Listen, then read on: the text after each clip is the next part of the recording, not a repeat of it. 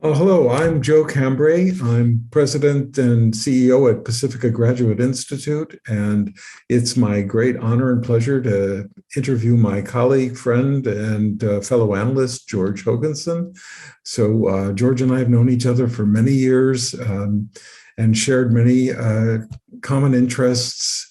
We think differently, but we often concur on the deeper issues. And so I'm looking forward to this. It's rather exciting to have this opportunity to talk to George in depth. I wanted to start, George, with history on several different levels. One is, of course, your interest in the whole world of depth psychology.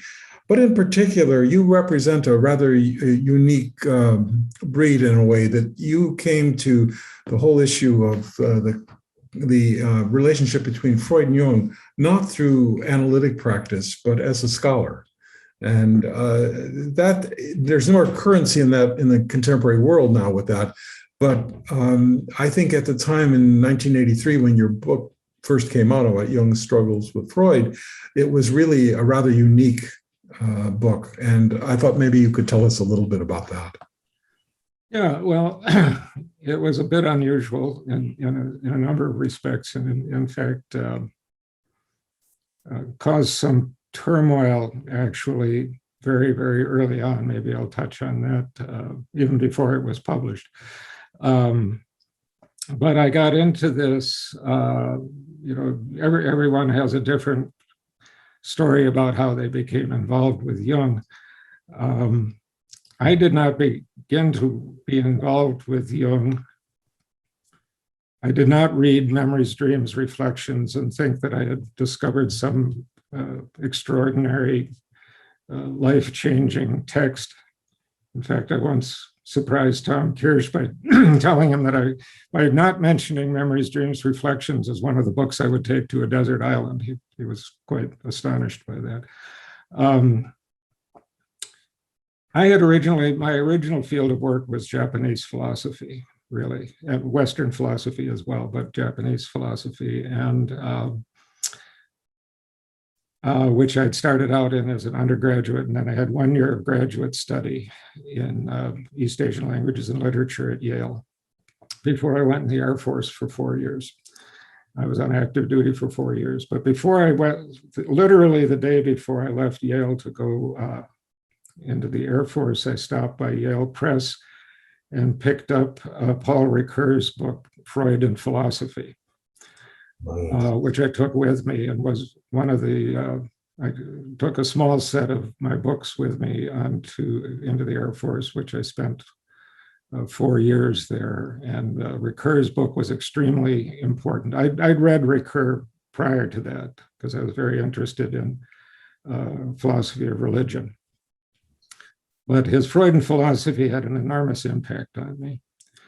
And when I went back to Yale in 1975, I went directly into the philosophy department, which had been my original academic plan anyway, was to end up in a PhD program in philosophy.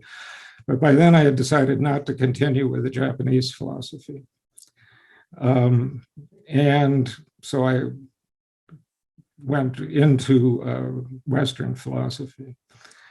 And the Jung part began in a seminar that I was doing on Leibniz with Professor Roland Wells, who was somewhat of a legendary character at Yale. And I decided to write a seminar paper on Leibniz's philosophy of time. And a couple of friends of mine, there was one who'd been an undergraduate classmate of mine. He'd been in a Jungian analysis and had talked about it a little. And I had a couple other friends who were sort of dabbling in Jung at the time. I had no idea what was the deal with Jung, but they were mentioning him. And so time came up and synchronicity came up. And the first thing that I ever read about Jung's was his essay on synchronicity.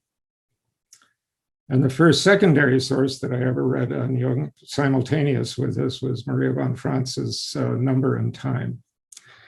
And they provided some counterpoints, if you will, to my work on Leibniz and the philosophy of time.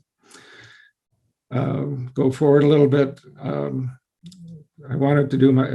I picked dissertation subjects. I didn't pick a dissertation subject. I picked a dissertation advisor, and it was Professor Wells, who I'd done the Leibniz course with. And I've told this story before. I went to him and said, asked if he would direct my dissertation, and he was a very austere man, and his reply was, "If it's a subject that interests me." And I said, well, "What interests you?" And as I've told you before, and other people, the great line came forward: "The Tibetan Book of the Dead needs work." Yes. Which left me kind of like, what? And I will say now that I kicked myself. I have been very unhappy with myself. And I even wrote, Rulon died some years ago, but I wrote to one of his colleagues, Stanley Insler, who was still at Yale, and said, "Do you have any idea what Rulon meant by this?" Because what I've kicked myself about is I never asked him. What do you mean the Tibetan Book of the Dead needs work? I just said, that doesn't sound like that doesn't take, that's not going to work. Didn't he tell you something about Jung's reading it backwards? He said, I did ask him, I did go so far as to say, what? And he said, "Well, don't you think it's odd that Jung reads the book backwards?" And my dodge on that was that I had just decided not to continue studying Japanese and Chinese for my studies of Buddhism, and I did not feel that I wanted to take on another Asian language right now. And Rulon had started at Yale during World War II teaching Hindi. He was reputed to know as many as 40 languages. He was one of the last great structuralists in linguistics, as well as a professor of philosophy. And he was an extraordinary man to work with. At any rate, we fenced back and forth a little bit more about topics. He didn't want to do Leibniz. He didn't want to do Peirce, which was another area of interest to him. And then he, again, assuming this very austere and somewhat enigmatic posture, said, "I want to learn Jung." And I did subsequently find out that he had previously directed a dissertation on Freud and a dissertation on Lacan. And so now it was time for him to learn Jung. So that was his preference. I said, "I really need to think about that. I'm not sure I want to do that." And so I thought about it for a while. We talked about it some more. It was just a general topic at that point. And finally, I said, just before Christmas, and this was 1976, I said, "Okay, we'll figure out something to do on Jung," but I didn't have a proposal or anything else. And I went home for Christmas, and I told my parents, my father, that I was moving along with the dissertation. I was going to work on Jung. And in February of 1977, my father died, and he died under very extreme circumstances. We'd had a home invasion, which he had resisted with, he'd been a gymnast in college. He was physically enormously strong, but his heart was like paper by that point. And it was a huge blow to the family, the circumstances, and so on. And I went back to Yale and went to Rulon and said, "I'm not going to work on Jung. I don't want anything to do with it." In fact, I remember going to a friend of mine found me in the library and told me that my father had died. And I went back to my apartment, and his Memories, Dreams, Reflections was sitting on my desk, and I looked at it and said, "I don't want anything to do with you, old man." So I went through a year of looking for any other subject I could work on. I talked with Julia Ching about doing a dissertation on the I Ching. She very much wanted me to do that. She was a professor of Chinese philosophy. I knew enough Chinese and Japanese that we probably could have worked it out.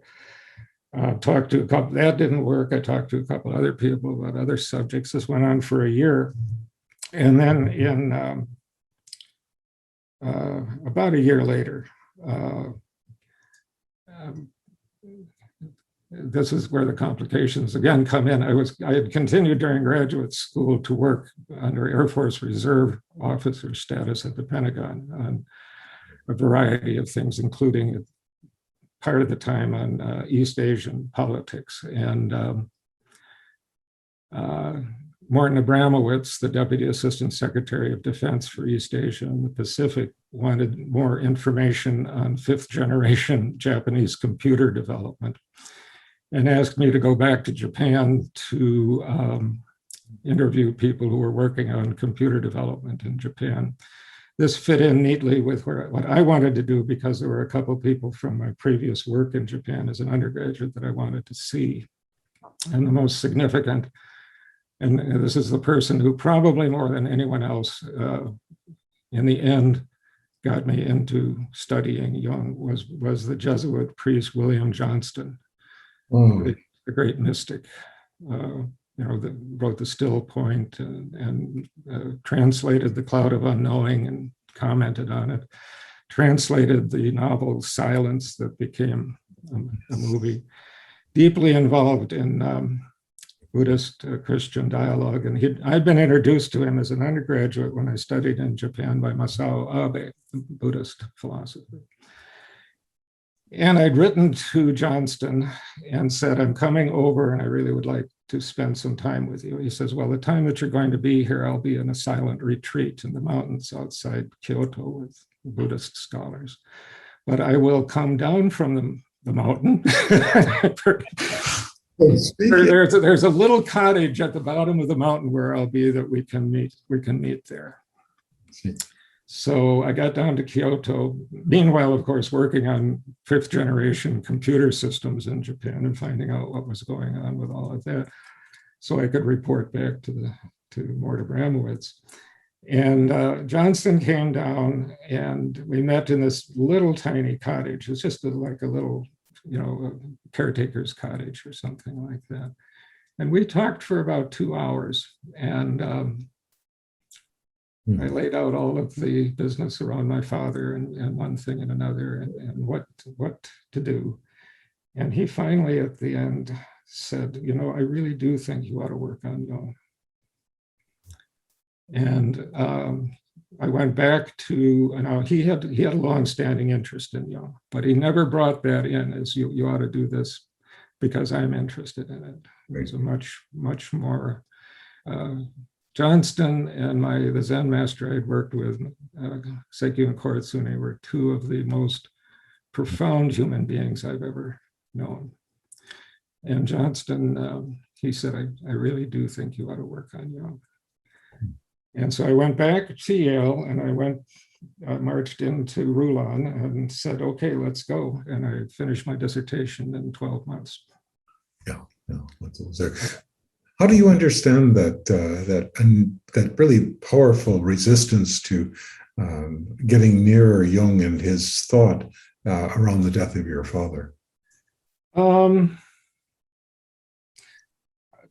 I've never asked myself that question. I was thinking about I was doing this discussion, and I had an exchange about this a few weeks ago with the folks from the Psychology as a Discipline of Interiority, the Wolfgang Gigerich group, where I made the remark there that I'm very, very resistant to falling into the idea that the self has some project for you, or that there is a daimon that you should follow. There's too much potential darkness in that, too much potential for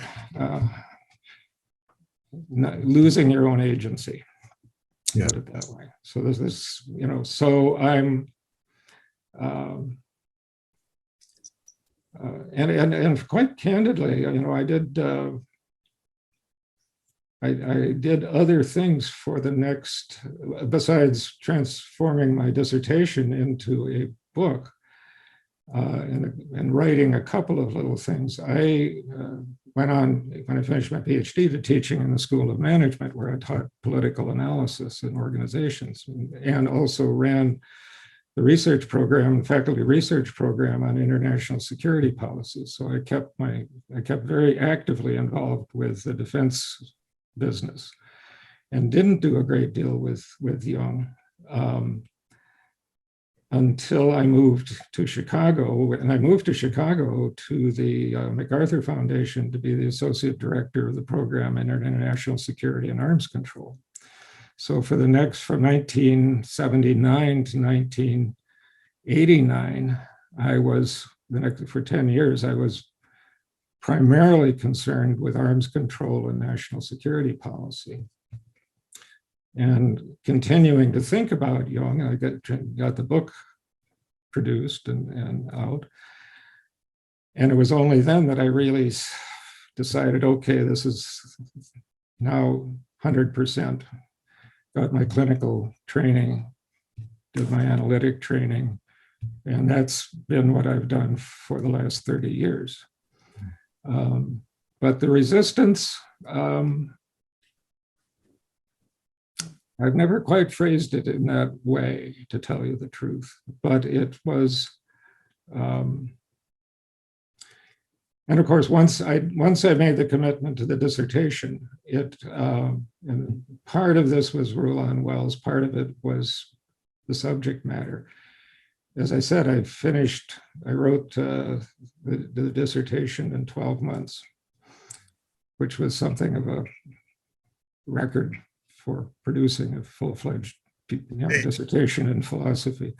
I wouldn't say it's the only time it's been done by any means, but it's unusual, put it that way. So I don't know, frankly, that's something I may need to think more about, to tell you the truth. But it was the case. I mean, there was something around the death of my father. I had, when I'd gone home at Christmas, my father was an enormous influence on me. He was a very, very intelligent man, and a very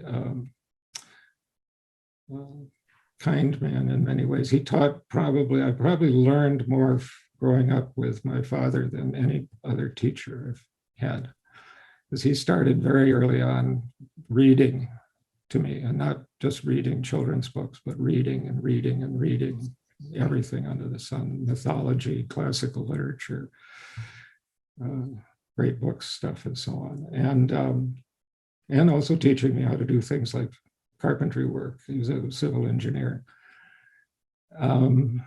Extraordinary. He was extremely proud of the work I was doing. I can imagine. And there was something, he'd gotten a college education. He grew up very, very poor.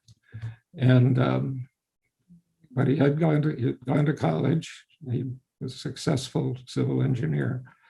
But there was something about, there was something in that moment. I don't think that his death has left a lot of marks on me. Well, it was also who, the person involved and so on, just complicated things in a lot of ways, but you don't need to go into the details on that. Yeah, I guess what I was hearing was the parallel between the conflict that you were looking at in a scholarly way between Freud and Jung, the issue of authority being the centrality of that argument. That's the way you start the book, and the sense of claiming your own authority, which you've done in a masterful way. But it feels like this taking this plunge was somehow taking ownership of that in a different way. Well, like I say, and I can't reconstruct for you everything that William Johnston and I talked about. He somehow saw, he was one of these people, Sekyun Koritsune was the other one, and I did not see him on that trip back. I probably should have. Koratsune was truly a Zen master. He had been my sponsor when I studied there as an undergraduate in Kyoto, and had introduced me to Masao Abe, who introduced me to William Johnston and so on. Koratsune was the only person I've ever met who I could genuinely say that, and I saw this happen when he was comforting a student of his whose father had died, who could so completely leave behind his own ego and his own narcissistic needs, that he became absolutely transparent to the needs of another person. And it was, he could do that in ways that I talk about it to this day. It's 50 years ago, and it's as if it was just yesterday, that see this, that truly see this depth of enlightenment manifested, not as some kind of Right. fancy phenomenon or something like that, but just as this absolute emptiness of ego and receptiveness to the needs of another person who was in real pain at the time. And Johnston came pretty close to that, I think. Oh, my goodness. Yeah, that, I mean, it sounds like a numinous experience as I sit and listen to it. No, it was. And I've been having dinner with Koratsune, and this young woman called, and she said her father had died, and we were all in Kyoto, and he said, I have to go to her. She's just a few blocks away in a coffee shop. And he says, come with me. So off we go. And I was sitting in the corner, literally sort of backed into the corner and I say to people, you know, it was, I could see this, I could watch it happening. And it was this palpable sense that this man is so able to sort of cease to have any of his own ego needs, or however you want to put it, that she is able to, that he can totally absorb her sorrow. And it was quite extraordinary. But Johnston didn't do quite that, but he listened so attentively.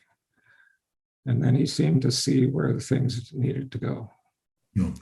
It sounds like that is a similar place that he spoke out of when he suggested you're continuing the work on Jung. Mm-hmm. And obviously he was right. Yeah. I think part of, you know, not so much the resistance in that moment after my father died, but subsequent to that. I mean, I was, I needn't go into all the details on this, but I had, because of what I did, the work I did in the Air Force, and I had become, at an unusually early age, was moving in some rather high levels within the world of defense policy and so on. And I knew a lot of people quite high up in that world, and I was really good at it. Yes. And I thought that was an area for me to continue to work in. At the end of the dissertation, I will say that, I mean, one big problem was that there were no jobs for philosophers, let alone a philosopher who had written a dissertation on Jung and Freud.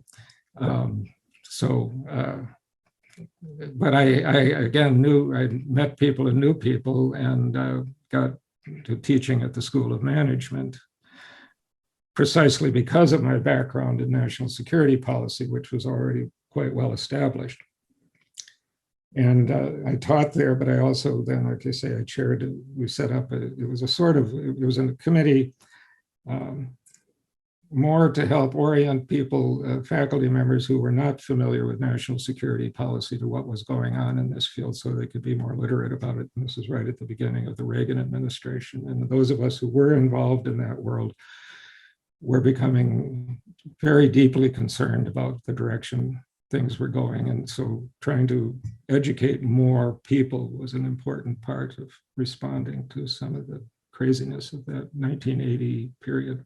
Well, so again, in a different way, it seems a resonance between the defense work you were doing and the move into thinking about psychological defenses and the way. Well, we'll get to that. I think it would be good. I've gone on too long about this because it's complicated, but I think going back to the Freud and Jung for a moment, because we can get back to the history, okay? Let's finish that. What was curious there was I thought I had discovered Bentley Layton, who was at that time, very young professor in religious studies doing work on Gnosticism. He and I had gotten to know one another quite well. He staged a big conference on Gnosticism, brought in Guspel and all kinds of people were there. So, and I was starting to putter around on Jung. And I think this was even before the business with my father. And I had done, and I was over in the Beinecke Library, and no, I wasn't out. Anyway, I went down to New York. I'd taken out a lay membership down at the New York Institute, and I'd gone down, and I went to the library there, and I asked the library, very nice librarian, I said, do you have the Nietzsche seminars, which weren't out printed yet? She said, oh, yes, they're right over there in that locked cabinet. I said, well, can I see them? And she said, oh, no, you can't see them. Who knows what would happen if you read them. Bev Zabriskie, much later, you remember this was at the Yale conference, Bev Zabriskie clarified this for me, that those documents were not being restricted because they were psychologically so dangerous. They were being restricted because they were in possession of one of the subgroups there. And there was some, anyway, I went back to Yale. I was having lunch with Bentley Layton. And he said, I told him this story. And he says, have you seen the pile of Jung stuff they've got over in the Beinecke Library? I said, no. He said, I got all kinds of stuff over there. Well, they had the Mary Foote collection. So I trotted over to the Beinecke, where I spent a lot of time at the Beinecke reading alchemical texts. And of course, they had a complete reproduction of Jung's alchemical collection that the Mellons had put together for Yale. And there was the Nietzsche seminars and all kinds of other stuff. And of course, I did, so I played around in that for a while. I wonder, I haven't looked at the catalog and I haven't talked to Sonu Sandasani about it, but I wonder whether I may have missed an opportunity to see manuscripts of the Red Book. I would think because Jung was circulating, as we now know, was circulating at least textual stuff from the Red Book. It was not cataloged. They didn't have a catalog of the stuff. It hadn't been cataloged yet. It was just kind of an agglomerate, so. But then Rulon and I started working. I thought, first of all, my first impulse on working on Jung was going to be to work on Jung and Gnosticism.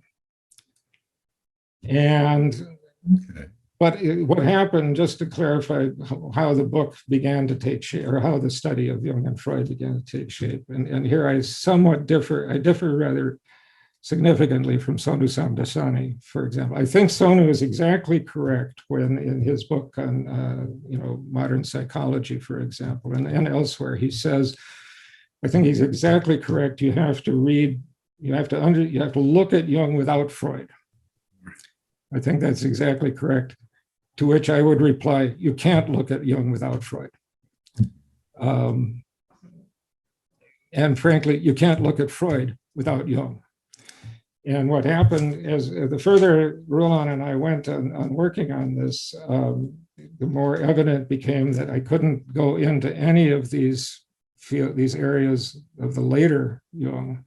I was always being pulled back to, well, what was going on in the Freud-Jung relationship that gave shape to where we are at various later stages in Jung's work. So finally, the way that Yale worked, they had a 250-word page limit, or 250-page limit on dissertations in philosophy. I had written something over 700 pages at the end of the year that I was working on it, and I had to pull out 250 workable pages. And so we had to kind of pick a theme. I had a lot of other stuff in that pile of paper. And the theme we pulled out was, okay, we cannot get around the relationship between Jung and Freud. And so that took over. And one reviewer of the book remarked it correctly enough, I think, that I was rather, it showed some of the influence of Foucault, for example. I was very taken at the time with, and still am, with Foucault's reading of history as a history of power relationships and so on. And a lot of my other work, what I was teaching at the Yale School of Management, by the time I was rewriting it, re-editing the dissertation to be a book, was on power relationships and so on. So that political philosophy side of things was sort of lingering in the back of my mind. So it leaves me then, the both you can't leave Freud out, and yet you also have to see Jung totally separate from him. Leaves me to, with the production of the Red Book and the Black Books, how that now gives another reflection backwards into what was going on at that time of the separation and in the aftermath and the kind of transformations that occurred. Mm-hmm. And you see that now in the context of what you were doing then. Yeah. Well, we'll shift gears here a little bit. As you know, the work that I've been doing most recently has been on Freud and Jung and the Schreber case. Yes. This very, very important text, memoir of my mental illness by Daniel Paul Schreber. And, there's a host of different ways in which you can track the break between Jung and Freud. And there are ways in which everything that led up to the break was there from virtually the first exchange of letters, right from the very beginning. The essence of the conflict is there, and a great deal of the essence of the conflict had to do with the interpretation of psychosis, which I only touch on. I don't touch on it centrally in my book. I was picking up other issues. It's in there. Schreber's, I talk about Schreber, and I talk about the exchange regarding Schreber, because once they actually started debating the Schreber case, this by then they're at swords points anyway, and Jung really, they both really go off the rails in the letters. People may not know that Jung actually introduced Freud to the Schreber case. Well, he did. Jung is citing the Schreber's memoir as early as the essay on dementia precox, which is 2000 or 1907, I think. It's either 4 or 7, 19. Split the difference, 1906. And it's not until 1911, after the Munich Congress, that Jung gives Freud a copy of the Schreber case, or the Schreber memoir. Why that's the way it played out, I have no idea at this point.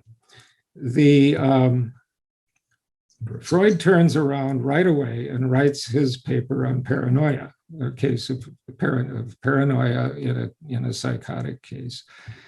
And of course, what he's trying to do there, which he's been arguing with Jung about literally again since the beginning, is can he shoehorn psychotic states, psychosis, into his model of the psyche as and he's particularly caught up in his thinking about homosexuality at this time. So without even frankly reading the entire text, Schreber was still alive, although he died almost at the same time, or doing any other research into Schreber or anything else, which was typical of Freud.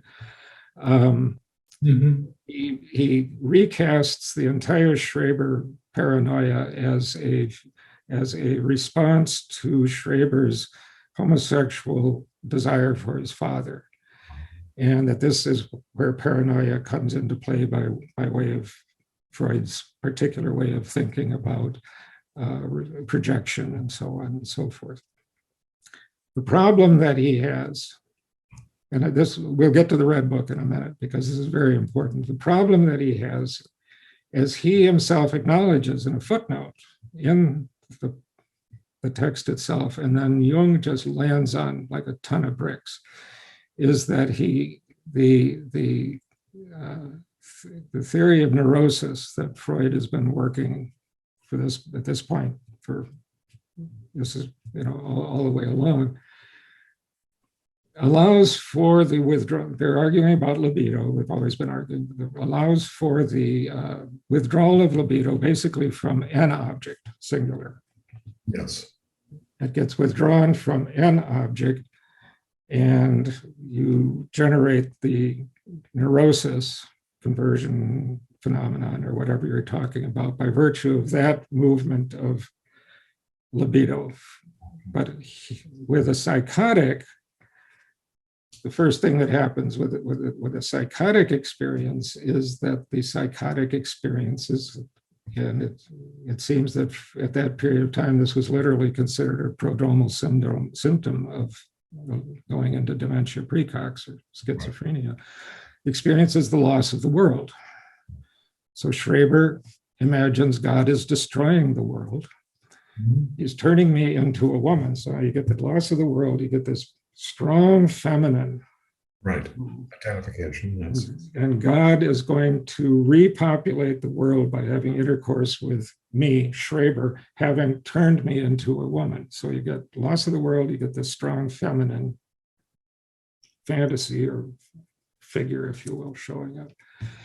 And Jung comes back and says, well, guess what? You can't account for the loss of the world, this total withdrawal of libido from the object world with your theory. And you know it because you say so in a footnote to your own text. And Freud hems and haws about it, but they really, and Jung is so nasty about this. And this is really the final breaking point in many respects. Red Book. I'm playing around with the idea. I don't think it's particularly exotic or that Jung has this remark that's in the material. This was the most difficult experiment that I ever ran doing the Red Book.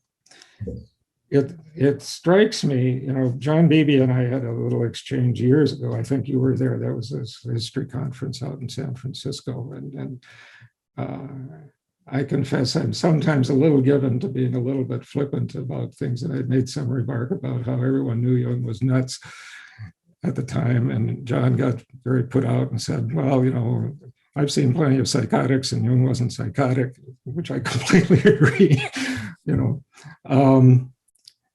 But I think I'm playing with the idea that Jung two things come out of this exchange with Freud that lead to Jung wanting to do the Red Book, or almost needing to do the Red Book. One of them is, okay, if I'm right, and Freud's system of repression and withdrawal of libido gives you his understanding of the unconscious. It's very important to keep in mind that Freud's understanding of the unconscious is a complete anomaly in the history of thinking about the unconscious, all the way back to Leibniz. Mm-hmm. They're thinking about the philosophers and are talking about the unconscious from Leibniz all the way on up. Freud's idea of the unconscious is very, very different. It has all this machinery in it, and it has repression, and it has all of this other stuff going on, where the older version, in one form or another, was basically boiled down to, as it was in Leibniz, either there's a certain amount of the world that you can attend to and that you can see. They're clear and distinct ideas. There's a big part of the world that you don't pay attention to. And that part bleeds into a kind of unconsciousness. But the thing is that Jung says, your theory of neurosis isn't going to do this. Your theory of neurosis is tied to your theory of the unconscious. Your model of the unconscious rests on your theory of neurosis. So if your theory of neurosis doesn't solve the psychosis problem, your theory of the unconscious won't either. So we need another dimension to the unconscious. And I would suggest that that's where Jung begins to, he's been thinking about this, I think, probably, and Sonu Samdasani has done a lot of work on background stuff for collective unconscious. But I suspect that this is where it really begins to take shape. I need to have an unconscious dimension to psyche that allows me to give an account of psychotic regression, if you want to call it that.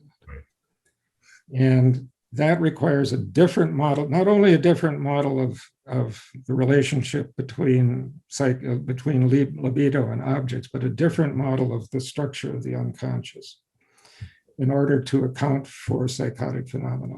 How am I going to test that? Well, I'm going to take a deep dive into that space. And that's part of how he begins thinking about the red, or, and this is where it turns into an experiment. Yes. Can I configure my psyche in such a way that I, in fact, have access to that other dimension of the unconscious, in which case I will be experiencing something along the lines of the experiences of a schizophrenic or of a psychotic experience. Now, to me, this is how, and I think it's very important to understand these visions of the destruction of Europe that he's having before he actually starts working on it, and why he was afraid that he was going crazy, why he was afraid that he was slipping into psychosis is precisely because this loss of the world is what and it wasn't just Jung and Freud, Bleuler had actually started this earlier, that the first symptom of dementia praecox is that the world is being destroyed. I'm losing the world. It's all going away. And that was diagnostic for dementia praecox. And that's why Jung is so happy when the war breaks out. Oh, guess what?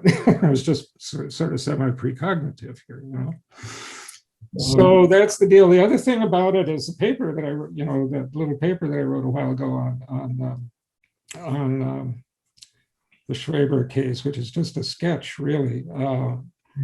I'd come across a paper in a volume of essays called "The Legitimacy of the Middle Ages," which is actually an attempt to respond to the work of the philosopher Hans Blumenberg, who'd written a massive book called "The Legitimacy of the Modern Age." And it's going back and looking at the Middle Ages. And this particular little paper, which I cite in my Schreber piece, says one of the problems Schreber had, they don't take up Jung, the two authors of this are basically Lacanians, but they said one of the problems with Schreber was he was trying to interpret his experiences in line with modernity. Right. And the problem that he was really confronted with is a medieval problem. And the implication of that being, and this is something I want to tease out in a little bit greater detail, is, all right, is that part of Jung's eventual move back temporally?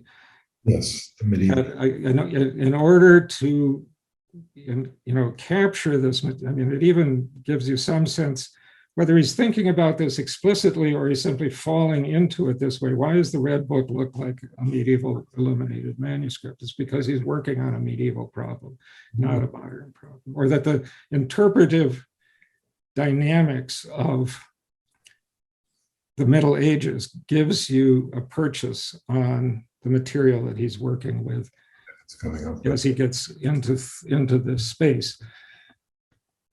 Now, real shift. Right. Yeah, sorry, I can go on and on about this stuff. Go ahead. The one other thing that I was thinking about that I think is closely in line with what you're talking about is the work of Zvi Lotham, the Freudian analyst who's Schraber, and he really makes it very clear that even though there was an attempt during this, in quote, psychotic period of Schraber's, that he actually was able to go to the courts and get himself freed, that Yes. wasn't nearly as psychotic as his doctors wanted to make him into. Later he becomes, and there are other reasons, but I think the idea that one could have an encounter with psychotic-like material and yet still retain a kind of ego functioning, that Schraber was modeling, and it must have been at some level of fascination for you. Well, yeah, I mean, Schraber is a fascinating character, and Lothain has done remarkable work on him. The other person well, there's two other very important sources on this. One is I think he's a Dutch psychoanalyst by the name of Van der Meersch, who's written a very important book called Unresolved Issues in the Freud-Jung Relationship. I think that's the title of it. And he has a lot on the problem of psychotics.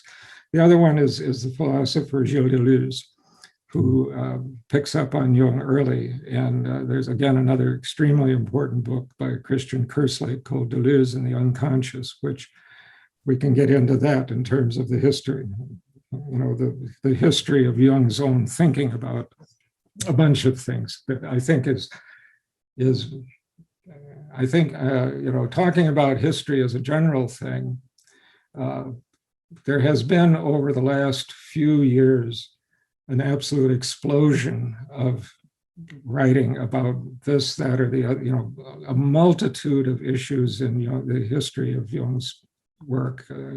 Notable one, Liz Green's study of his interest in astrology, which everyone knew about, but when I read her book, I had no idea how extensive and how lasting it was. And a lot of other books, a lot of other studies, and so things are really proliferating in that degree. The area of history that I think is very poorly understood, and actually this, quite frankly, carries over into our interest, our shared interest in things like dynamic systems theory, is exactly what the influence of the French were. Now, John Howell wrote a couple of very important papers a while back on the French influence on Jung. There's a couple of other people. There's a philosopher, professor of philosophy down in Texas, who wrote several papers on Bergson and Jung that are very important. There's a few other places. Kerslake, who was into it in great detail in his book on Deleuze and the unconscious. But I am coming increasingly to feel that even with this explosion of historical work on Jung, there's some funny way in which Jung recedes further with every new thing that we learn. And there's a funny way in which I feel he gets further away rather than closer. There are things going on if you aggregate it all. And one of the things I try to do over the years is to keep up with as much of the literature as I possibly can. And the more I aggregate it, the more perplexing Jung becomes. And perplexing and complicated, and so I think that there's a lot of, maybe not all of the work going on, but a lot of it's extremely important and very productive and well worth really going after. But there are aspects to his thinking. I've spent been paying quite a bit of attention to unpacking the Bergson relationship. Sonu talks about it. John Howell talks about it. Several other people talk about the influence of Bergson. But Bergson was a very strange character. And there are, in this degree, and it explains, this is where Kerslake's book becomes very important, explains the peculiar fascination Jung had with animal behavior. and the particular examples of animal behavior. And quite frankly, yes, we can get into this. The net result sounds a lot more like Harold Ottmansbacher's dual aspect monism than it does some of the other ways in which Jung is typically interpreted. And of course, that cuts across into some of the work I've done on mathematics and geometry, and the work you've done on complexity and emergence and so on. So from a sort of research standpoint, or trying to get a hold of Jung, I think that a lot of this stuff, there's an enormous amount of work yet to be done. Not just to catalog the various influences and so on, but to understand them. yes. Really, Understand what they really mean for not just understanding Jung, but understanding analytical psychology and understanding how it works clinically. And I've got some concerns there in terms of the degree to which the analytical psychology community, taken as a whole, is recognizing the significance of some of that work, complex systems and so on, where I find that, for example, there's a sizable chunk of the relational psychoanalysis group that have been doing this, working with this stuff for years now. And they're working on it in their particular theoretical context, which gives it a particular cast. But I think we're not, the analytical psychology community isn't doing nearly enough to comprehend the significance of some of that work, not just, and where it plays into analytic practice, but we can get to that perhaps. And how it's really altering our views of what is the unconscious. I mean, it's certainly not some static, innate thing that just sits there. No. Well, this has bugged me for years.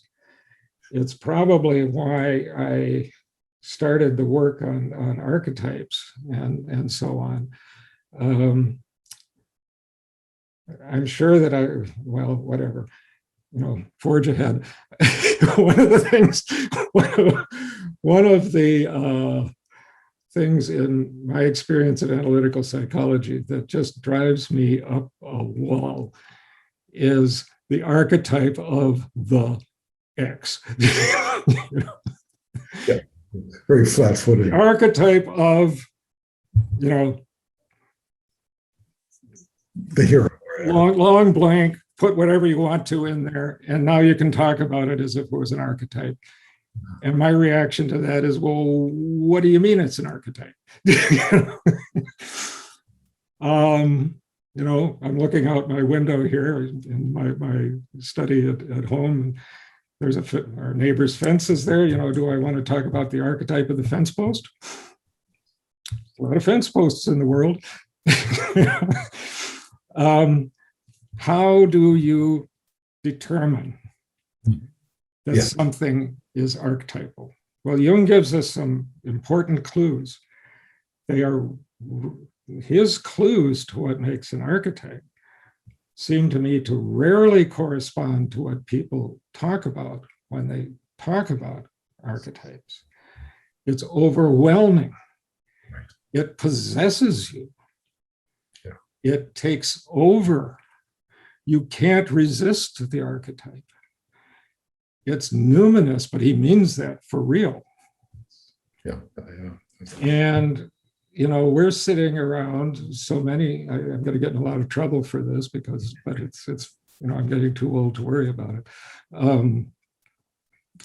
We sit around, we collectively, analytical psychologists, talking about the archetype, this, that, and the other thing, as if they were just things on the shelf. Yeah, with very little affective. Very, very, so, I became interested in answering this question. How do you tell the difference? Right. And that very early on, we first met. The first time you and I met was at the 1999 National Conference down in Santa Fe. That's where I gave the Baldwin Effect paper for the first time. And then we went, then there's the Cambridge Congress, which we can talk about, I suppose, because that was kind of a big deal. And then the 2004 International was where I started talking about what I call symbolic depth. Yes, and density. And then symbolic density, and what I also call hermeneutical depth. Yes. Which is a way of talking about symbols, this manifestation hypothesis being that, okay, if we're going to talk about complexes, we're going to talk about archetypes, we're going to talk about the self, we're going to talk about synchronicities. What manifestation, what thing in our observable world can we isolate that sort of seems to be present in any of those phenomena? And so I said, okay, well, let's start looking at symbolism. So let's look at the nature of the symbol. And it turns out, I don't need to go into all the detail on this, that there are actually some structural characteristics to symbol systems that are very interesting. They start out with George Kingsley Zipf and some others. It's just a question of frequency. But if you look at how these same mathematical dynamics work, it turns out that they also describe intensities of certain phenomena. So for example, the intensity of earthquakes follow a particular pattern that is absolutely predictable on the basis of certain mathematical formulas. So I began to ask the question of why, for example, easiest example is the Christian cross, not just because people are familiar with it, but once the cross becomes, the crucifix becomes a central aspect of Christianity, it absorbs an enormous amount of very high-end intellectual horsepower, trying to figure out what the full significance of this piece of wood is. And through the Middle Ages and everything else, and the whole, you can go in many different directions, the whole world of relics and everything else. This two pieces of wood nailed together, they probably weren't even nailed together. The Romans were way too parsimonious to use nails on anything if they could avoid it. Why does this thing carry such hermeneutical depth, so much symbolic density that people will follow it to their death, in wars and one thing and another? That's what Jung would call a symbol. We come forward to this period of time, and of course, Jung has this idea that symbols can exhaust themselves, and once they exhaust themselves, they turn into signs. And, again, risking getting into trouble, I'd say that an awful lot of people who walk around with little crosses hanging around their necks, it's just a sign that says, I'm a Christian. There's no, so much of that depth has been basically interpreted out of it, as Jung says is going to happen with symbols.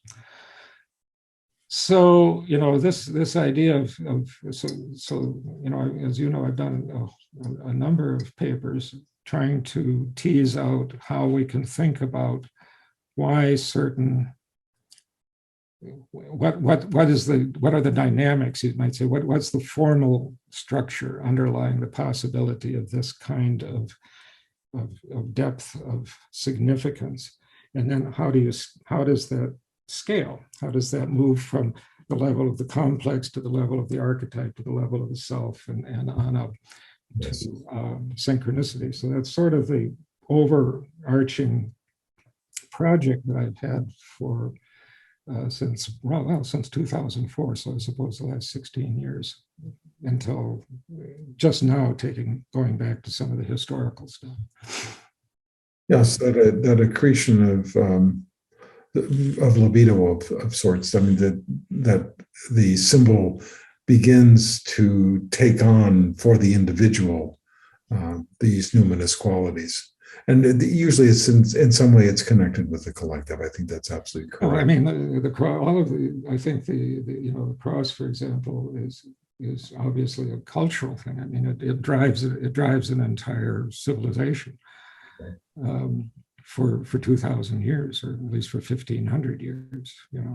And then it converts into a stereotype for. Yeah, well, I think if we tracked it out with the cross or any number of other symbols, we could, you know, and this was the problem in the Hellenistic era. I mean, this is what people realized at the end of high Greek and Roman paganism is, you know, what do you mean Olympus, you know?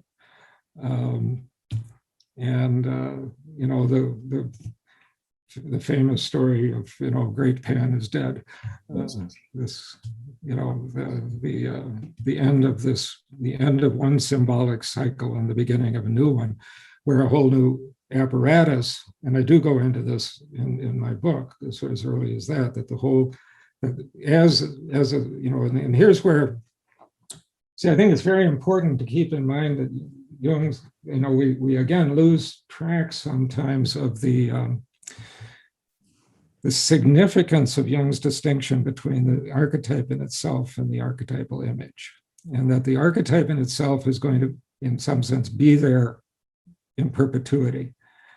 And then he says, you know, it will aggregate to itself material from the cultural setting that is appropriate for that time, and start using that to manifest itself in a world where people can engage it. That's where the symbol comes into play. And so it's not just that the cross becomes a symbol for people, it really invests that structure until you're able to, until over time it gets teased out in such a way that it becomes thinner and thinner, right, and then eventually turns into a sign, at which point the structure, which is still there, is going to be essentially looking for a new set of a new way of manifesting itself. Reinvigoration. Now, in my own recent interest, the question of oracles historically, because it's up with the end of the pagan era and the rise of Christianity, and what happens when those enormous symbols begin to really become eviscerated and become, you know, sort of just signs. That oracular capacity, the kind of consciousness that might be associated with it, may also be shifted.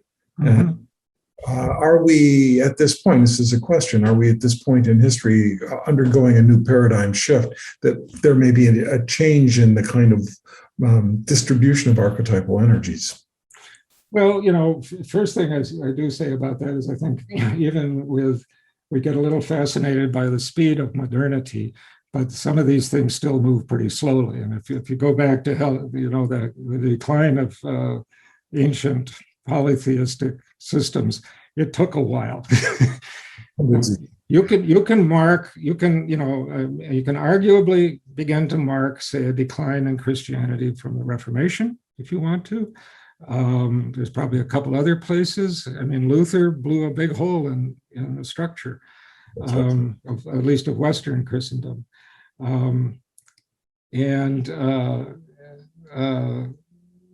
You know, so I'm always a little cautious about how fast is change going to take place with some of these things.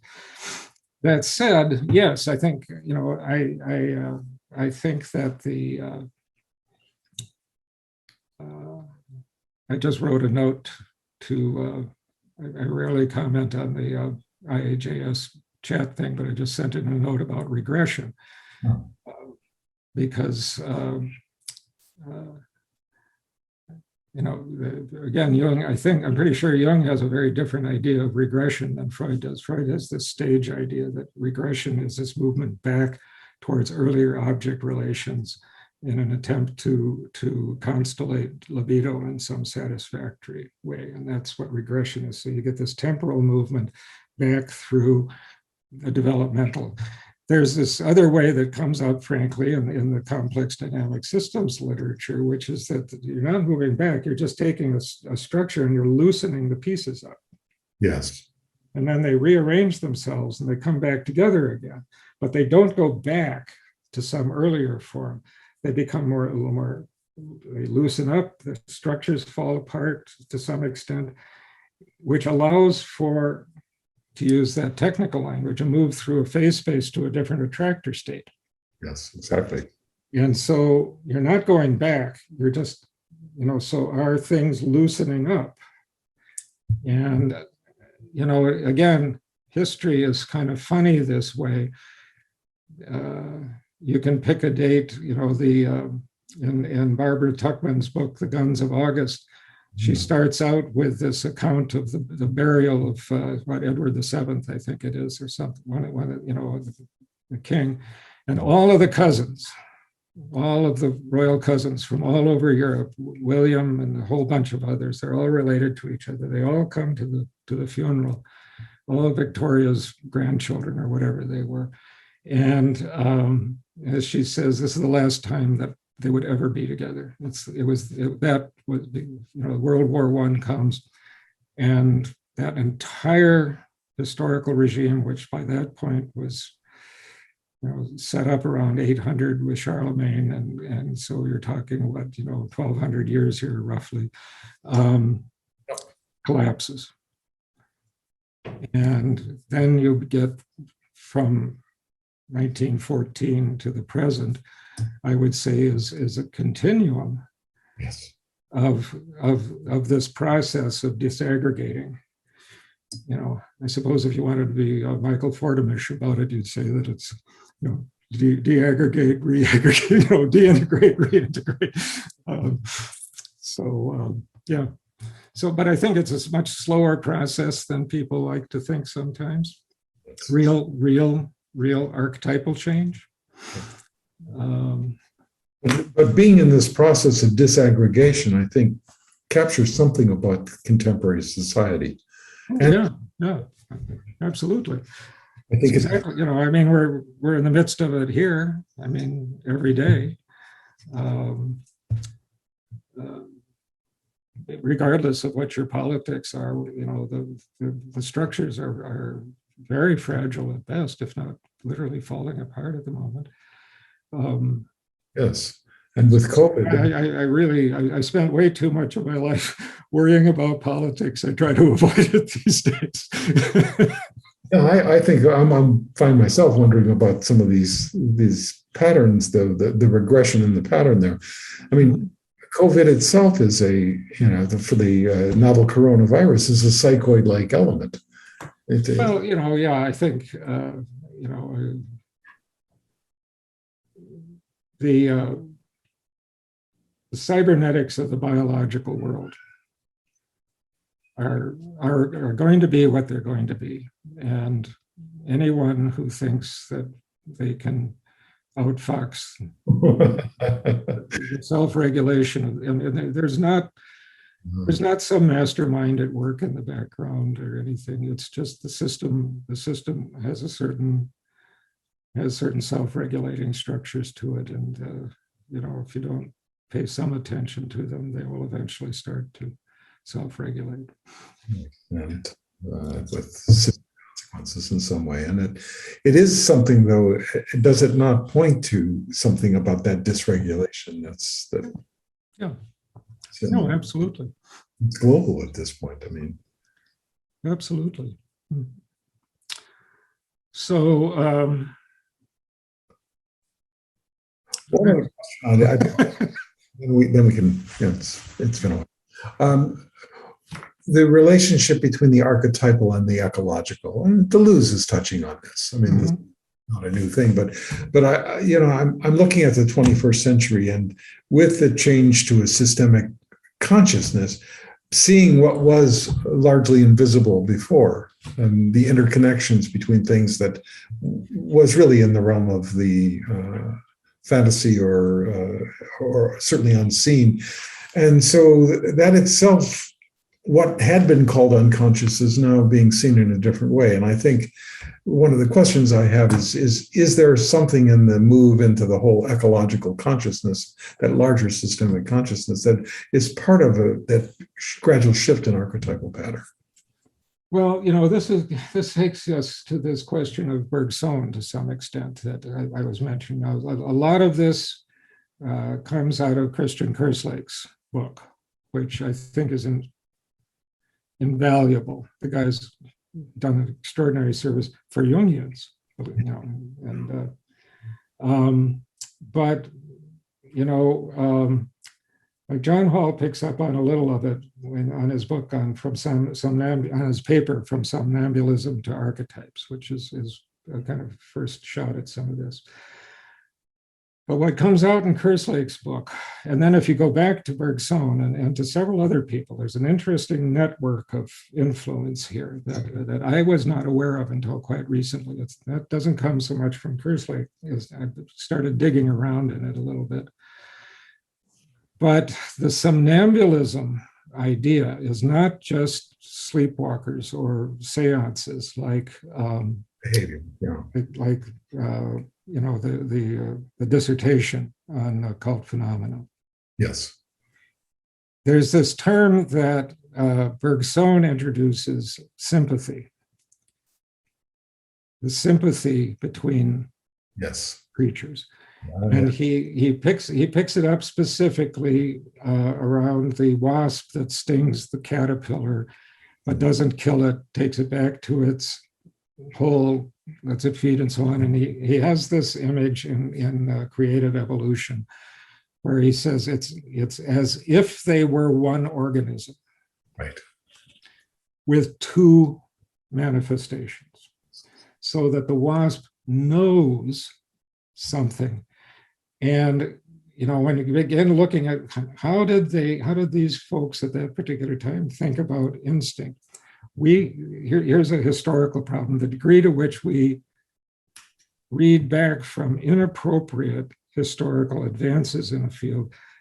So you get the ethologist, you get Lorenz and Tinbergen and so on, and they're talking about instinct is basically it's a reflex arc is all it is. Need a little bit more than that, but not very much. The idea of instinct back in Bergson and at the end of the 19th century was that instincts had knowledge. Yes. They were epistemic states. They weren't reflex states. No. They understood that to have an instinct was to know something about the world. So when you say the wasp has an instinct to sting the wasp this way, the wasp knows something about the caterpillar because of the nature of instinct. And this goes into this sympathy. They have a sympathy for one another. Now, Jung in the lectures on dream analysis, ancient and modern, that just recently came out from Philemon. It's one of the more recent recent publications. He has an example in there where, and you'll like this because you like the bugs. He has an example in there where one of the participants in the seminar had given a paper on a book called The White Ant, which is about termites in South Africa. And she'd apparently given a paper, seminar paper on this book. We don't have her paper, but we have Jung's comment. And his comment is, well, you see the termites, they have sympathy for one another. He uses the term sympathy, which means that they can cooperate with one another in ways that we don't, basically that we don't understand. And he's talking about what in the complex systems business, we would talk about swarm intelligence, or you and your little bugs that like to look like a bee or whatever it is, they have sympathy for one another.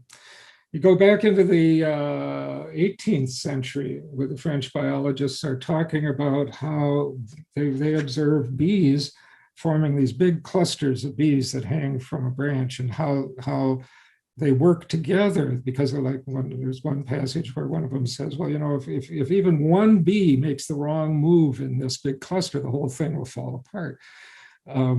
And so they're observing this intricate interaction of these very simple organisms and how they create these elaborate structures and so on because of sympathy, elan vital, and so on. Well, of course, one of the things that now turns out to be the case is that the idea of vitalism was a much more complicated set of theories, and there are Yeah. So again, oh, they're just vitalists all lumped together. Well, no, that's not the way it works.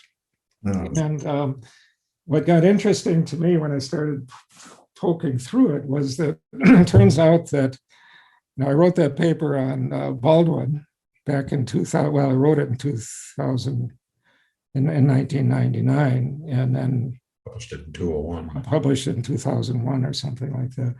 And well, so Baldwin is friends with James and Flournoy, and Bergson is connected to Flournoy and Genet, and Conway Lloyd Morgan comes and picks up on Bergson and gives his lectures on emergent evolution in the 1920s, drawing heavily off of Bergson. So, and it goes on from there. I mean, there's this whole network of French and American. James is in there. James and Flournoy are very close friends, and they're all connected to one another. And Jung is this young guy on the edges of that. He studied a little bit with Genet. He's very close with Flournoy.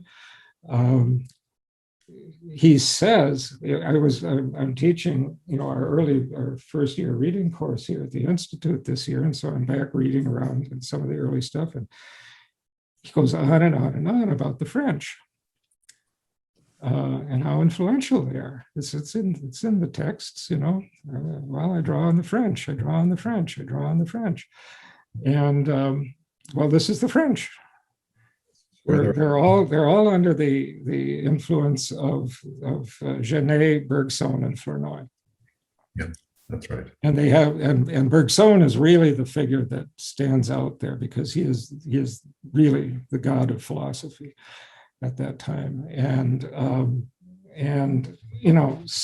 he's got this idea that, as he puts it in what is it, Matter and Memory, starts out with saying that matter and memory are it's basically images of a single underlying reality. Yes. And we're again back to Harold's ideas about dual aspect monism, that there's some kind of substrate that is inaccessible to either material analysis or psychological analysis, but it underlies both of them, and we get these manifestations. And how do they manifest themselves? They manifest themselves as images. And so you're often running with Jung's fascination with a lot of these things. And here's where I think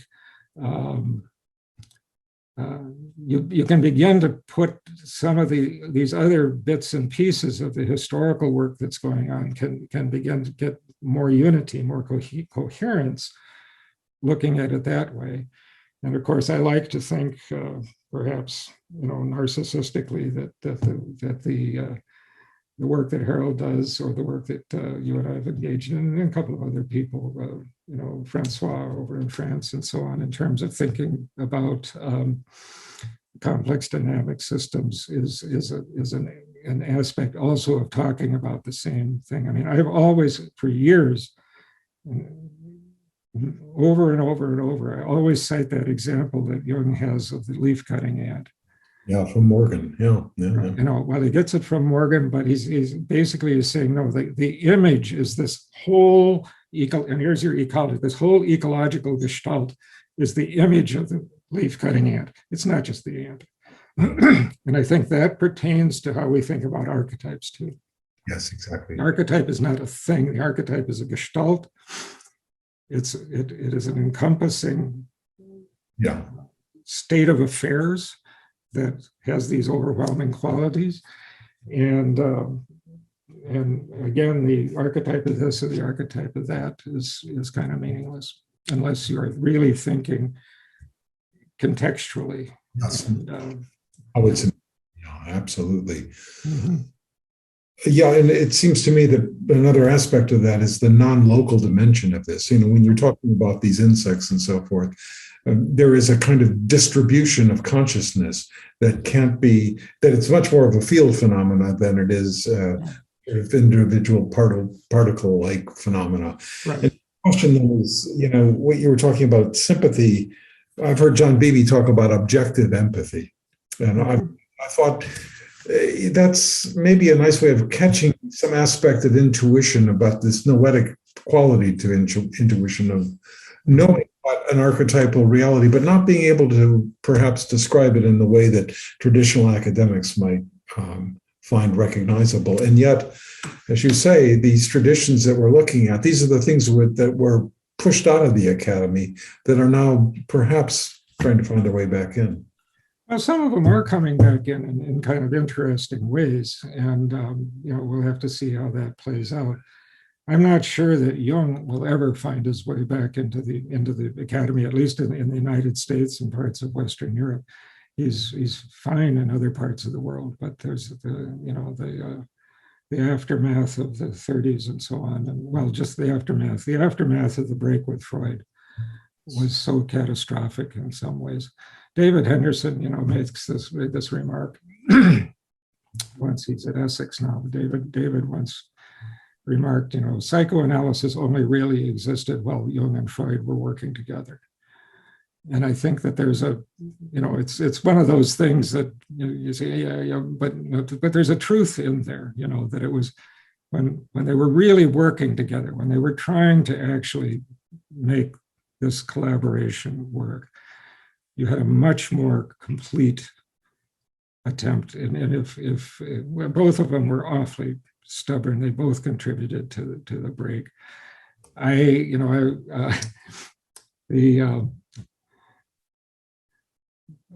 going through a bunch of papers that I just need to clean house at some point. And I thought I had originally sent my manuscript to Princeton. Yeah. It got one reader review that was glowing. Mm-hmm. This is very encouraging letter back from Princeton. And they said, we got to send it out to another one. Second review came in. All kinds of extremely positive things to say about it, except he's dividing. He's too emphatic about the conflict between Freud and Jung, which we should try to overcome. And Princeton had to turn the book down on that basis. Wow. Sandy Thatcher sent me this extremely apologetic letter. It's their, I understand it's their publication policy. Yes. This book would only appeal to the Jungians because it's too critical of Freud. That's what it boiled down to. And I knew people at Notre Dame Press and sent it to them, and they said, hey, we're delighted to have it. We'll do this. And the darn thing is still out there. Paperback is from Chiron. Yeah. And it still seems to have an impact on people, which I never quite understand. But but this idea that Freud, I am critical of Freud. Oh, sure. I'm very critical of Freud. I think that I think Jung was absolutely correct when he said, look, and he said to Freud, you are not being a scientist if you don't allow people to have different ideas and test them out. And Freud could never let himself do that. So, but yeah, it's complicated that way. I think that on this business of complex systems and so on, I think that one thing to realize about why that is significant is that if you and this goes to like the debate I had with Anthony Stevens at Cambridge and to many other things, is if you try too hard to get Jung to be a biologist, a developmentalist, any of these other things, if you try too hard, you're going to necessarily cut off chunks of Jung's work. And I don't think, I've said this, I don't think Jung, he had this sort of Bergsonian idea that it was very useful to him. I think it was only when he got in with Pauli that he began to get glimpses of a methodology that would allow him to unify his system. And he really was getting too old, and it was too technical for him to really engage some of that way of thinking, that more field way of thinking that comes out of quantum mechanics. So I really think, when I look at the work that you and I do, for example, and Harold Appensbacher and a couple other people, it's okay, let's not try to make Jung out to be this kind of scientist or that kind of scientist. Let's look behind all of those sciences at what are the unifying features of them. And that's where the complex dynamic systems comes into play, because what we are seeing in the sciences is that this is the closest thing we have now to not a unified theory like the physicists and the cosmologists are looking for, but a unified methodology that lets us cut across a lot of different disciplines and get them to fit together with one another at that structural level rather than at the level of the content. And then you can sort of move on from there, would be my hope. One, just as I listened to you speaking about it, it brought up for me the whole question about shared authority. Because one of the interesting things, at least when I've read through the Jung-Pauli correspondence, I've been surprised at how Pauli had the intelligence and the strength to really be an interlocutor of Jung's. He just would not let him get away with things. Whereas with Freud and Jung, it was their way or the highway almost for both of them. There was an intolerance. And here we're looking, and I say that because in a complex system, you're looking at agents. And if you don't have agency, you don't get complexity. Right. So something about having to share that sense of authority that really actually creates a greater intelligence in a particular way. Well, I've written a couple places where I think Pauli was the first person Jung encountered who he really had to defer to.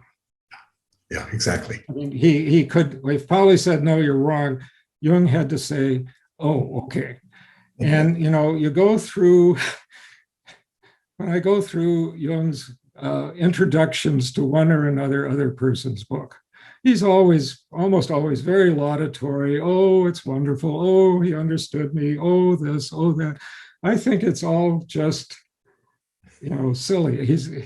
I barely believe any of those, other than as a courtesy. Oh, geez, somebody's actually writing a book based on well, that's pretty darn good. I better say something nice about that. No, Pauli is the first one who comes along and says, Carl, you're wrong. Yeah, right. And Carl has to say, okay, I guess I'm wrong. And so, yes, you get this extremely different, this very different exchange going on between the two of them. And, now Pauli corresponded a lot with von Franz, and we don't have most of that correspondence, unfortunately, because of Pauli's wife and on and on and on. I think, like I said, the first book about Jung that I read was von Franz's Number in Time. Actually, the second book about Jung that I read was her book, Jung, His Myth in Our Time, which was kind of a peculiar way in too. But she's trying very, very hard in Number in Time to pull this together under what, this thing that Jung does say. Number is the real underlying essence of the archetype is in number. And,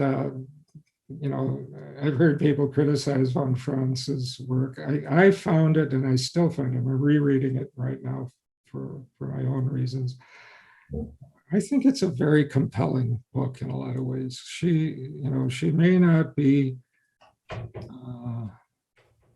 right at the top of the math and so on and so forth, but it's a very interesting book. I really think it's neglected copy I've got was from Northwestern University Press. For some reason, did a series of books on Jungian thought way back in the day.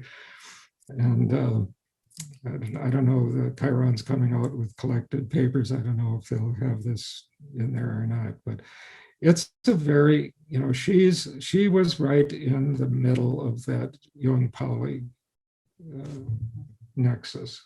Yes, To the degree that anybody was, she was at least an informed observer of that. So I think that looking at that late Jung, she's a useful source on how were they actually thinking about some of this stuff beyond what we get in the correspondence or in the alchemical, right. The book on Pauli's dreams and so on. Mm-hmm. Well. What else have you got on your list, Joe? Well, I think that covers a lot of things, but maybe we can just end with something a little easier. But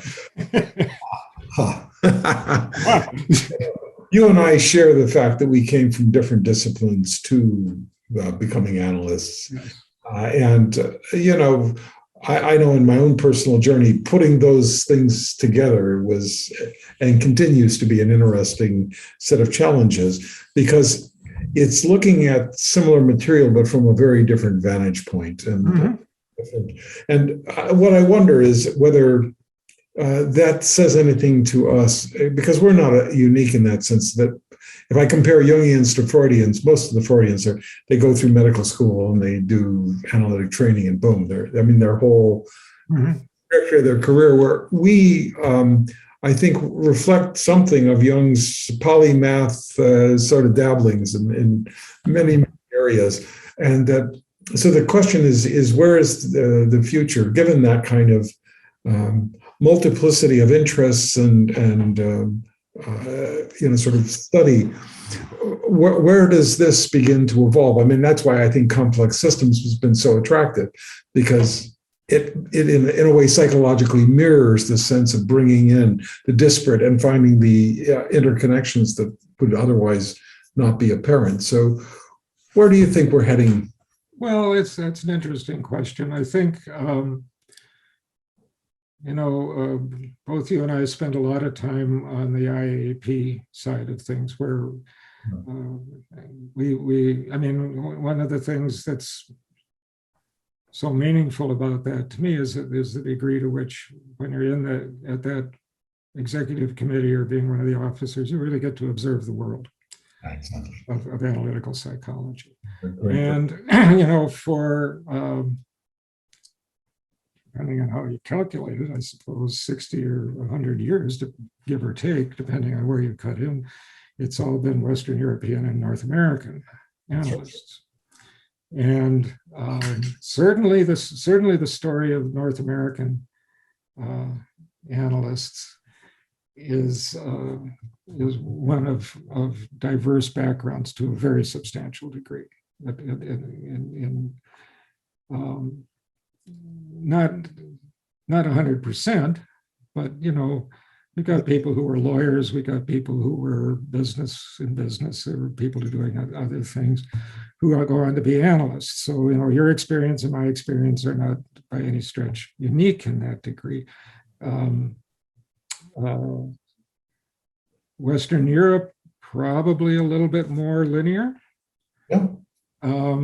But now you go to the developing groups in Eastern Europe, China, and so on, Latin America, they are, for various historical reasons, the analytical psychology, this goes to your point about the Freudians, at least in the United States, they took over the academic training of psychiatry in the 1930s and 40s and never let go until cognitive behavioral therapy came along and so on. So they had a real hammerlock on training in psychiatry and psychology, frankly.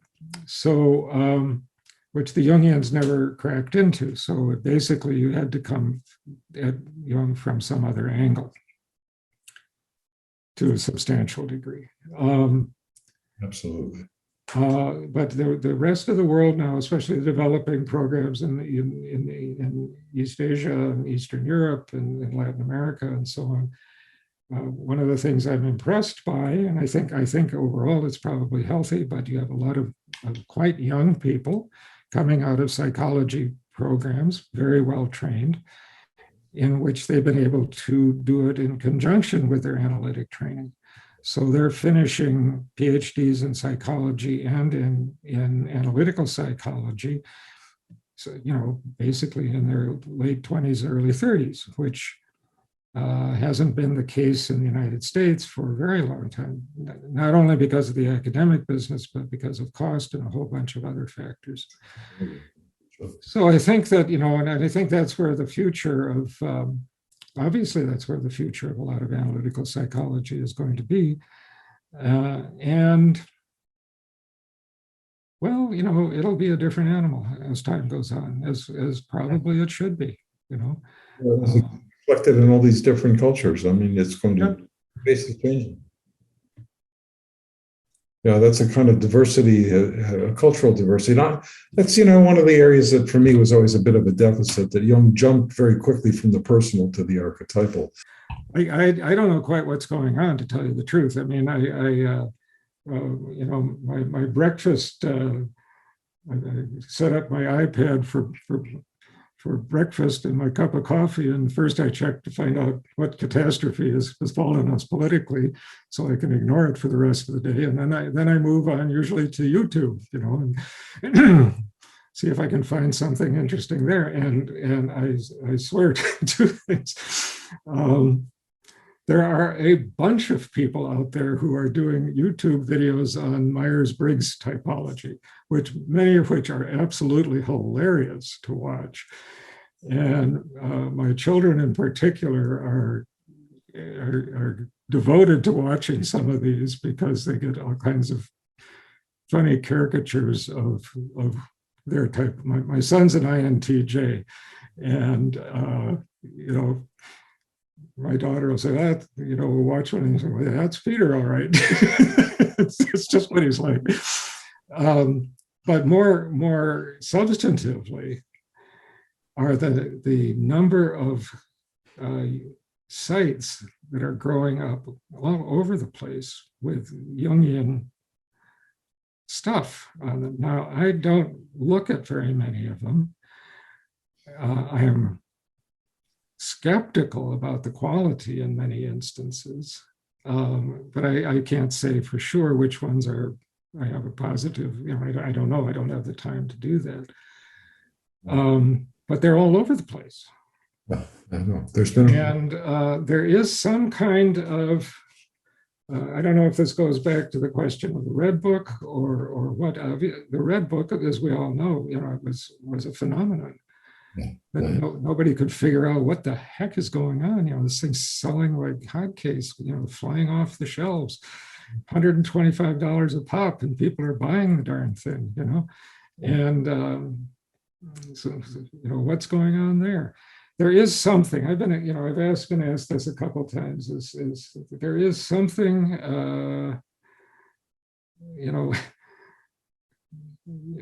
Jung writes the Red Book, and he says starts out with, well, I'm writing about that which is to come. Is one of the opening very early in Liber in the first book. Well, okay, maybe he was right. As we were talking about earlier, there's something, and I'm very adverse to mystifying these things. As I said, I'm very averse to the self is shaping the universe sort of stuff. But there is some way in which there is a change taking place. I gave some lectures a few years ago down I was invited down to this place down in Southern Illinois. And, they were just sort of basic Jungian lectures and so on. And during one of the discussion, after one of the lectures, this fellow came up to me and introduced himself. And it turns out he was a professor of psychology at a college down there. And he was totally professor, full professor, psychology, trained in cognitive behavioral therapy. And he said, the more, and he was a practicing clinician too. And he said that the more he went, he just really began to realize that he couldn't get somewhere with CBT work. He said, and I said, well, first of all, just to reassure you, there are places in Jung where he sounds like a cognitive behavioral therapist. And he basically says, if that's sufficient to the matter at hand, that's sufficient to the matter at hand. But if it's not, we got to go deeper. And this fellow said that, it was just sort of appreciated your talk sort of conversation, but it was along these lines of, I'm been trained in this, I teach this, I know it all, and it's not taking me place. There are things that are happening clinically. He said that it just doesn't fit. And I think that probably is the case for a lot more than just cognitive behavioral therapy. Absolutely. And I do think that the Freudian world is a sort of odd one. I've for a long time made the remark that Sigmund Freud, defined a very specific structure. And that was what he thought of as psychoanalysis. Yes. And I'd say the problem here is if you step outside of that boundary, just take one step out. And of course, part of my book is about how how difficult it is to extricate oneself from the Freudian system. That's another story altogether. So take one, as soon as you step outside of Freud's very specific structure, you run into Jung. He's already there. Yeah, sure. And so, you can find Kohut and Jung in the 1930s. You can find object relations through all of this stuff. All of these things are there. Years ago, the first Journal of Analytical Psychology conference at Sabasco in Maine, James Grotstein and Arnold Modell were there. Yes, and Grotstein's dead now. I think Modell's quite aged. Quite aged. They were the only psychoanalysts that showed up. I don't know, were you at that one? I was. You were, yeah. Okay. We didn't know each other yet. But I recall the two of them on the stage at one point, and I think it was Grotstein, John Grotstein said, every time I think I've got this really great new idea, Jung has thought about it first. And just to make the story work smoothly, whether it was Modell or Grotstein said, yeah, but don't dare talk about that amongst our colleagues because they'll kick us out of the Freudian. Well, yeah, Modell suffered tremendously because of attending that conference. Yeah. He had a paper they refused to publish. Really? Huh. I didn't hear that. That's more aftermath. Yeah. It was a part of the aftermath, part of what he wrote up for that conference. Because of where he gave it, they wouldn't. This is the deal, and I corresponded with you after watching a video from a conference you had out at Pacifica there, where you had this psychoanalyst down from Canada, who gave a very lovely talk about all of these new ideas that were showing up in psychoanalysis. And wasn't it fascinating that they were talking about this and talking about that? And I'm sitting here listening to, well, we've been talking about that for 100 years. And from what you told me after she kind of was a bit baffled by some of the Jungian presentations, which were basically saying we've been thinking about this for 100 years. I think that I don't think that the real psychoanalysts will ever admit it, but I think that they're beginning to have to confront this fact that even if they've gone over into the world of object relations theory or self-psychology and so on, they're running into phenomena in their clinical work and in their theoretical work that is going to start linking up to Jung. You know, I was in China a few years ago, and Hogenson asked, I don't know how he arranged this, but they were having the Chinese conference of psychoanalysts there, and there were a lot of Western psychoanalysts there.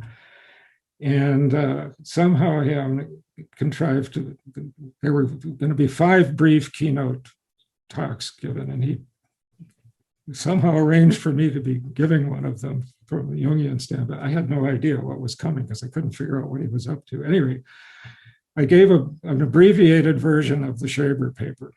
Man. And on the Jung and Freud argument about Schreber.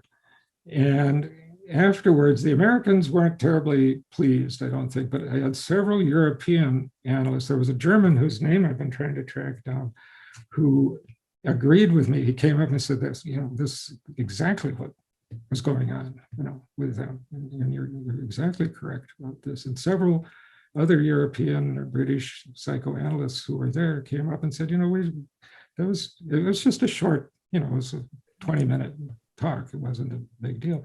We'd never heard any of that.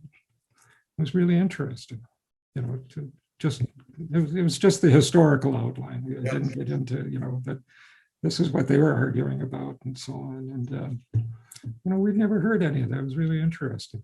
So in some circles, there's some openness to that, you know, to more. And of course, we all know it's another frustrating thing in this world is that it's just the fact that the Jungians of any persuasion have read a lot more of the psychoanalytic literature than other people, other than people like Zielothane and so on. I mean, I have enormous respect for him. He has done work on Freud and Jung that is exemplary. You know? Yeah, he is. And he's now about to publish a new book on Sabine Spielrein. Yeah. Well, his work on, you know, one of the things that first impressed me about him was he had written an early paper on Spielrein where he pretty much said, yes, they had a sexual relationship with one another. And, you know, and he was, you know, censorious about it to some extent. Then he comes along a little while later, there had been more material had come out. He writes another paper where he says, I was wrong. I remember this. And I read that and I thought, you know, darn, how often do you see that? Especially from a psychoanalyst. You know, and I really, really fell in love with his work, and not just on the Spielrein business, but on everything else. It's remarkable, and the intellectual honesty throughout is just compelling. Yeah, but it's rare. It's rare. He's orthodoxy and dogma seem to be all too easily what's served up rather than real critical search for truth. Yeah. So maybe we should wrap this up on that note. Well, it's a pleasure seeing you, Joe, and I wish it were in person, as we discussed. But what I think, once again, we discover is that the two of us, you and I, can probably go on all night like this. I think we're running out of memory. So, yeah. All right. Well, listen, we'll be in touch. Thank you very much for your time. It's been fun. These things allow me, frankly, doing something like this really allows me to organize my thinking more, which, talk about an artifact of the COVID business, is the lack of ability to get together and talk about things. It's just devastating intellectually, I think. Yeah, I have really, really missed that. Yeah. Well, it's been a pleasure, and I look forward to talking to you again soon. And say hello to Linda for me. Well, I see. I see frequently at the Pacifica. Strange as it may seem. Okay. Okay. Take care. All right. Bye-bye.